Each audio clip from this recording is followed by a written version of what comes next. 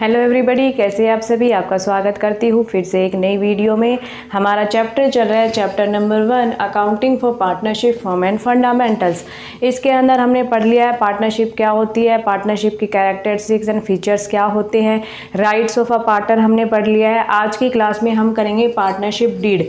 Partnership deed क्या होती है, तो देखिए बेटा, पार्टनरशिप डीड एक डॉक्यूमेंट होता है जिसके अंदर टर्म्स एंड कंडीशन लिखी होती है। किसके रिगार्डिंग? पार्टनरशिप के रिगार्डिंग। और जो हमारी पार्टनरशिप डीड होती है वो ओरल भी हो सकती है, रिटर्न भी हो सकती है। कहीं पर भी ये मैंडेटरी नहीं लिखा है कि पार्टनरशिप रिटर्न में ही होनी चाहिए। ओरल में भी बना सकते हैं और रिटर्न में भी आपकी पार्टनरशिप डीड हो सकती है। लेकिन जो रिटर्न में आपकी पार्टनरशिप डीड होती है वो ज़्यादा बेनिफिशियल होती है। मान लीजिए ए और बी दो पार्टनर हैं, उन्होंने ओरल में अपने सारे टर्म एंड कंडीशन डिसाइड कर ली। बाद में उनका किसी चीज़ के ऊपर डिस्प्यूट हो जाता है, ए ने कुछ गलती कर दी और बाद में वो मान ले कि नहीं मैंने तो ऐसा नहीं किया। जब उनकी डीड अगर रिटर्न में नहीं होगी तो वो कुछ नहीं कर सकते। इसलिए जब रिटर्न में डीड होती है तो वहाँ पर टर्म एंड कंडीशंस लिखी होती है अच्छे से, तो उसको दिखाकर वो क्या कर सकता था, कहीं पर भी जाकर केस कर सकता था उसके ऊपर, ए के ऊपर। ठीक है, इसलिए जो पार्टनरशिप डीड रिटर्न में होती है वो ज़्यादा बेनिफिशियल होती है, लेकिन रिटर्न में होना मैंडेटरी नहीं है। वो पार्टनर्स के ऊपर कम्प्लीटली डिपेंड होता है कि वो पार्टनरशिप डीड बनाना चाहते हैं रिटर्न में या नहीं बनाना चाहते हैं। तो देखिए, हम पार्टनरशिप का मीनिंग, पार्टनरशिप डीड का मीनिंग देखते हैं क्या होता है। Partnership deed is a written agreement. ये क्या होता है बेटा? रिटर्न एग्रीमेंट होता है। यहाँ पे लिखा है रिटर्न, लेकिन ओरल भी हो सकता है। Containing the terms and condition, क्या लिखे होती है उसके अंदर? Terms and condition agreed by the partners. It also called articles of partnership. इसको आर्टिकल्स ऑफ पार्टनरशिप भी बोलते हैं और पार्टनरशिप डीड भी बोलते हैं। तो आया होगा आपको समझ में पार्टनरशिप डीड क्या होती है। पार्टनरशिप डीड एक रिटर्न डॉक्यूमेंट होता है जिसके अंदर पार्टनरशिप के रिगार्डिंग टर्म्स एंड कंडीशन लिखी होती है। ठीक है, आज की क्लास में हम करेंगे इसके रिगार्डिंग कि जब पार्टनरशिप डीड प्रिपेयर करती है कोई भी फर्म, तो पार्टनरशिप डीड के अंदर क्या क्या होता है। ठीक है, आज हम वो पढ़ेंगे। The partnership deed should contain the following points. क्या क्या लिखा जाता है बेटा? देखिए, the name and address of the firm. ठीक है, फर्म का नेम एंड एड्रेस इसमें लिखा जाएगा। आगे देखिए, names and address of a partner. क्या लिखा जाएगा? Names and address of the partners. ठीक है, फर्म का नाम एड्रेस, पार्टनर का नाम and address. The type and nature of the business of firm proposes to do.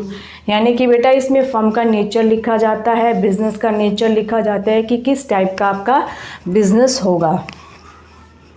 Amount of capital to be contributed by each partner. उसके अंदर लिखा जाएगा कि पार्टनर की कितनी कैपिटल है, पार्टनर्स ने कितनी कितनी कैपिटल क्या करी है, कंट्रीब्यूट करी है। इंटरेस्ट ऑन कैपिटल, यदि इंटरेस्ट ऑन कैपिटल दिया जाएगा तो कितनी रेट पर दिया जाएगा, वो किस में लिखा होता है? पार्टनरशिप डीड में लिखा होता है।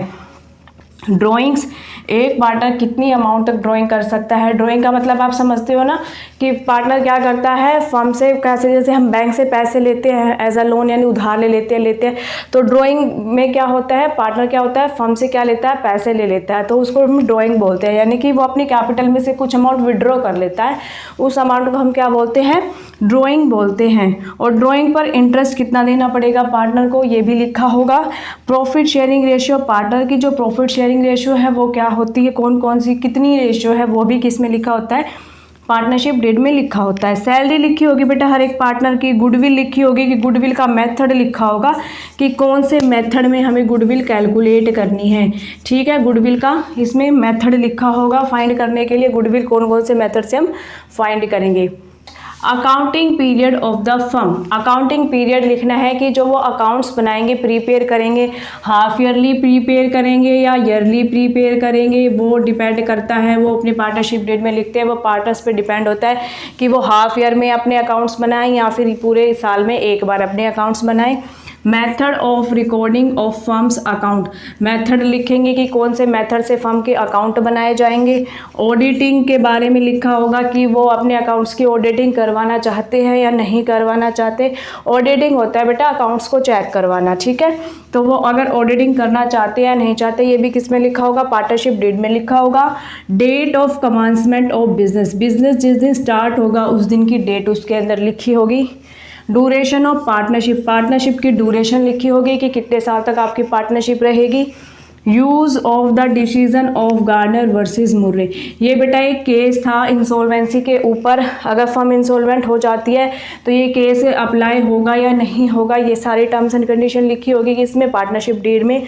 बैंक अकाउंट, अब देखिए बैंक अकाउंट प्रीपेयर किया जाता है पार्टनरशिप फर्म के लिए, फर्म का एक सेपरेट होता है बैंक अकाउंट। अब इसमें ये लिखा जाता है कि फर्म के नाम से वो अकाउंट खुलेगा या फिर किसी पार्टनर के नाम से खुलेगा, ठीक है।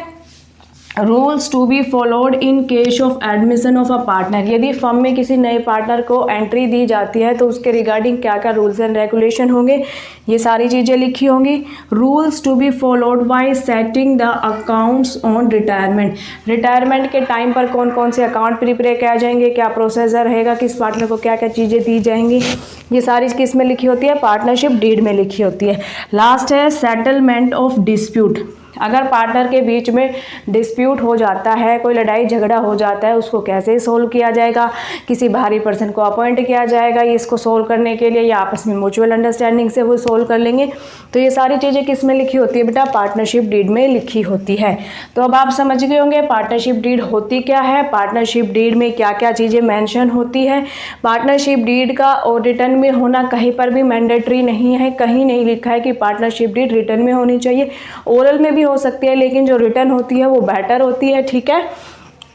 इसका एक और नाम है, क्या नाम है, आर्टिकल ऑफ पार्टनरशिप, इसका एक और नाम क्या है बेटा, आर्टिकल्स ऑफ पार्टनरशिप भी इसको हम बोलते हैं पार्टनरशिप डीड को, ठीक है। आज की क्लास में इतना ही, नेक्स्ट क्लास में हम करेंगे इसकी इम्पोर्टेंस, पार्टनरशिप डीड की इम्पोर्टेंस करेंगे बेटा, पार्टनरशिप डीड की एंड करेंगे जब हमारी पार्टनरशिप डीड साइलेंट होती है तो उसके रिगार्डिंग हमारे क्या क्या रूल्स होते हैं, ठीक है।